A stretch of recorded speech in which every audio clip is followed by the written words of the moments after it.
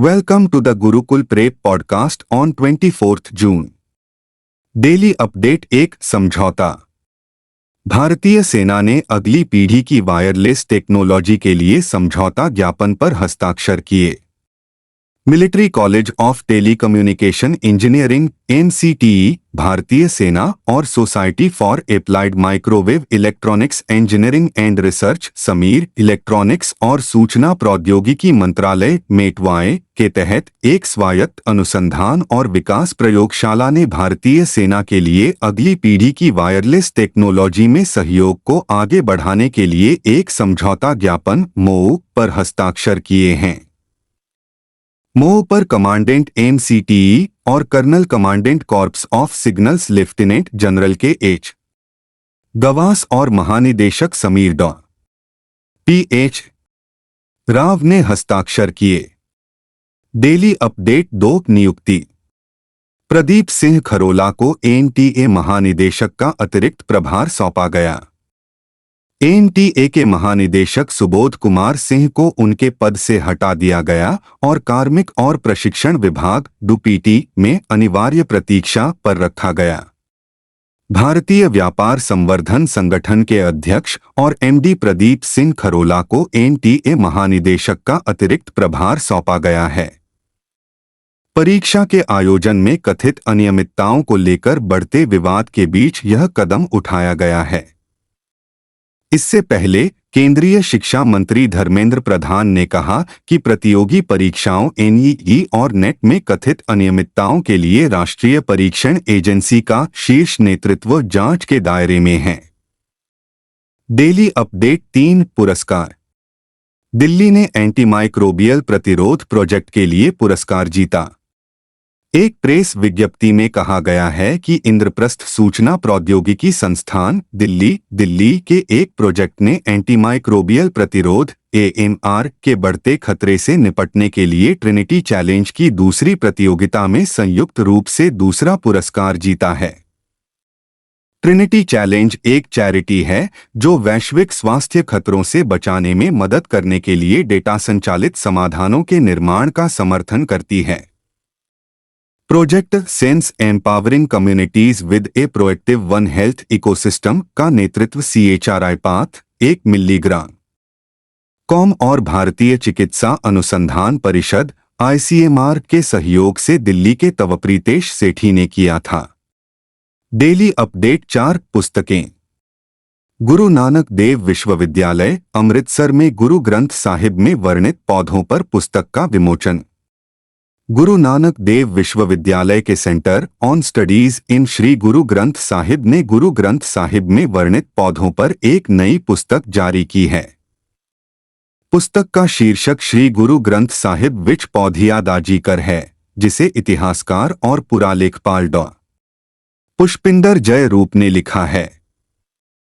पुस्तक का विमोचन प्रोफेसर जसपाल सिंह संधू, कुलपति प्रोफेसर जय रूप सिंह, पूर्व कुलपति, गुरु नानक देव विश्वविद्यालय द्वारा किया गया था। जय रूप सिंह ने कहा कि इस पुस्तक में श्री गुरु ग्रंथ साहिब के शब्दों में वर्णित पौधों के बारे में पूरी जानकारी दी गई है। डेली अपडेट 5 अर्थव्यवस्था। 53वीं GST परिषद की बैठक। केंद्रीय वित्त मंत्री निर्मला सीतारमण की अध्यक्षता में हुई GST परिषद की 53वीं बैठक में कराधान, भारतीय रेलवे द्वारा दी जाने वाली सेवाओं पर कर छूट और फर्जी चालान पर लगाम लगाने के लिए बायोमेट्रिक आधारित आधार प्रमाणीकरण से संबंधित कई सिफारिशें की गईं। परिषद ने सभी सौर कुकरों पर एक समान 12% GST का सुझाव दिया है, चाहे वह एकल या दोहरी ऊर्जा स्रोत हो। शिक्षण संस्थानों के बाहर स्थित छात्रों के लिए छात्रावास GST से मुक्त हैं। परिषद ने सभी दूध के कैन पर 12% की एक समान दर की सिफारिश की है, चाहे निर्माण सामग्री कुछ भी हो। डेली अपडेट 6 अंतर्राष्ट्रीय। ताजिकिस्तान सरकार ने हिजाब और अन्य विदेशी वस्त्रों पर प्रतिबंध लगाया। ताजिकिस्तान संसद के ऊपरी सदन मजलिसी मिल्ली द्वारा 19 जून को विदेशी वस्त्रों और बच्चों के उत्सवों पर प्रतिबंध लगाने के बाद ताजिकिस्तान अपने नागरिकों पर हिजाब प्रतिबंध लगाने के लिए तैयार है। कानूनविदों ने कानून तोड़ने के नियमों में नए बदलावों पर भी सहमति व्यक्त की, जिसमें उन्हें तोड़ने वालों के लिए बड़े जुर्माना शामिल हैं। इससे पहले नियमों में हिजाब या अन्य धार्मिक परिधान पहनने को नागरिकों के लिए वर्जित सूची में नहीं रखा गया था। सरकारी अधिकारियों और धार्मिक नेताओं को दोषी पाए जाने पर और भी अधिक भुगतान करना पड़ सकता है। अधिकारियों के लिए 54,000 सोमोनी और धार्मिक नेताओं के लिए 57,600 सोमोनी तक जुर्माना लगाया जा सकता है।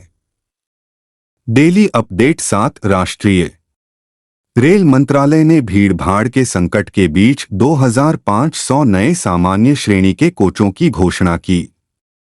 स्लीपर और सामान्य श्रेणी कोचों में भीड़भाड़ पर बढ़ती चिंताओं के जवाब में रेल मंत्रालय ने मेल और एक्सप्रेस ट्रेनों में सामान्य कोचों की संख्या में पर्याप्त वृद्धि की घोषणा की है। इस निर्णय का उद्देश्य लाखों यात्रियों के सामने आने वाली चुनौतियों को कम करना है, जो सोशल मीडिया प्लेटफार्मों पर गंभीर भीड़भाड़ को दर्शाने वाले वायरल वीडियो से बढ़ जाती हैं।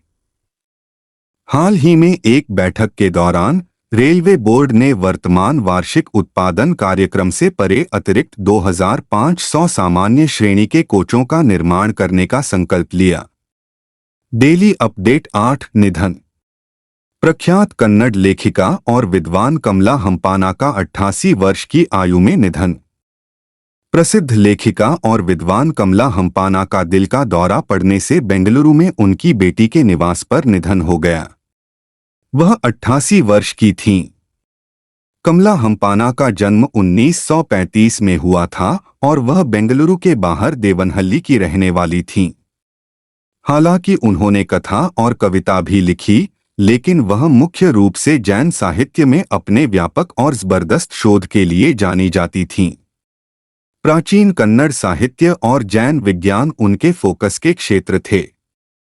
कमला हम्पाना 2003 में मूदाबिद्री में आयोजित 71वें अखिल भारत कन्नड़ साहित्य सम्मेलन की अध्यक्ष थीं।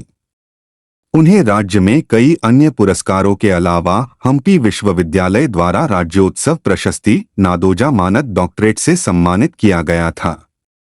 डेली अपडेट 9 रैंक और रिपोर्ट वैश्विक घरेलू एयरलाइन बाजार में भारत तीसरे स्थान पर। ओएजी आंकड़ों पर आधारित विश्लेषण के मुताबिक भारत दुनिया का तीसरा सबसे बड़ा घरेलू एयरलाइन बाजार है, जो एक दशक पहले 5वें स्थान पर था। आंकड़ों से पता चलता है कि भारत की घरेलू एयरलाइन क्षमता एक दशक में दोगुनी हो गई है, जो अप्रैल 2014 में 7.9 मिलियन से बढ़कर अप्रैल 2024 में 15.5 मिलियन हो गई। तीसरे स्थान पर पहुंचने में भारत ने ब्राजील 9.7 मिलियन के साथ चौथे स्थान पर धकेल दिया गया और इंडोनेशिया 9.2 मिलियन के साथ रैंकिंग में 5वें स्थान पर आ गया की जगह ली है। अमेरिका 86.1 मिलियन और चीन 67.8 मिलियन अभी भी शीर्ष 2 स्थान रखने वाले बहुत आगे हैं। डेली अपडेट 10 राज्य पंजाब ने 10,000 युवाओं के कौशल को बढ़ाने के लिए माइक्रोसॉफ्ट के साथ समझौता ज्ञापन पर हस्ताक्षर किए। पंजाब कौशल विकास मिशन PSDM ने एक वर्ष में राज्य के कम से कम 10,000 युवाओं को आवश्यक कौशल प्रदान करने के लिए माइक्रोसॉफ्ट के साथ एक समझौता ज्ञापन पर हस्ताक्षर किए हैं। पंजाब के रोजगार सृजन, कौशल विकास और प्रशिक्षण मंत्री अमन अरोड़ा ने कहा कि यह सहयोग राज्य में 10,000 युवाओं को आवश्यक डिजिटल उत्पादकता कौशल, रोजगार कौशल, अंग्रेजी संचार कौशल, उद्यमिता कौशल और क्लाउड, कृत्रिम बुद्धिमत्ता AI, साइबर सुरक्षा और स्थिरता सहित प्रौद्योगिकी कौशल के साथ कौशल विकसित करने का मार्ग प्रशस्त करेगा।